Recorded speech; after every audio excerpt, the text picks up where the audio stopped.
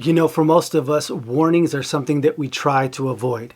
You ever been driving or you get into your car and you see that check engine light come on and you kind of just pretend you don't see it or you just keep on driving? Or how about this? You see the sign, but you just don't look at it and hope that it goes away. And you know what the crazy part about it is? Sometimes it does.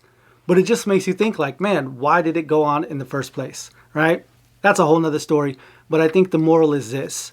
We typically hate warnings. We try to avoid them. We try to look the other way. And, they're just not the most pleasant.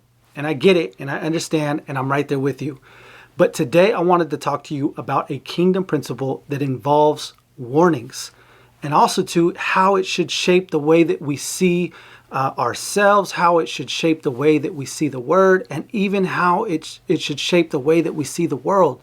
See, if we can grab a hold of these warnings and really pay attention to them and do what we need to do with them, then we can make the right choices, we can take the right steps, and ultimately we can make sure that we are protected, we're flourishing, we're surviving, and that God is leading the way in our lives. All right, so let's go ahead and get into this kingdom principle. It's found in Matthew chapter 13, and it's in chapter 13:47, and it says this, "Again, the kingdom of heaven is like a net that was thrown into the sea and gathered fish of every kind.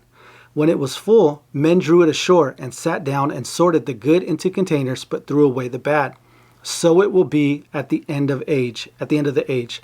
The angels will come out and separate the evil from righteous and throw them into the fiery furnace. In that place there will be weeping and gnashing of teeth." Okay, I know what you're thinking. You're like, Jess, it's that same check engine light, right? I don't know if I really even wanted to hear this message right now.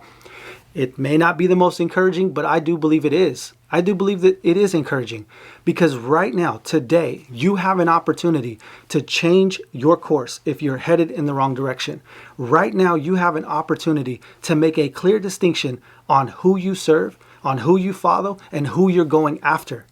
See, there's no other ways about it, right? Now you have a choice to make, and a distinction must be made. Listen, when it all comes down to it, no matter who you are or what you got going on, there will be a distinction made. Even just in the natural, there are distinctions made. If we live certain ways, maybe not treating our bodies right, there will be an outcome that is produced.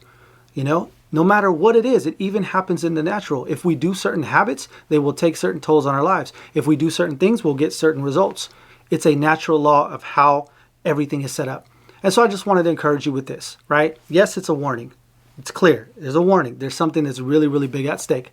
But there's also an opportunity. And that opportunity is to make a clear distinction in your life. Who you serve, who you're honoring, and who you're living for.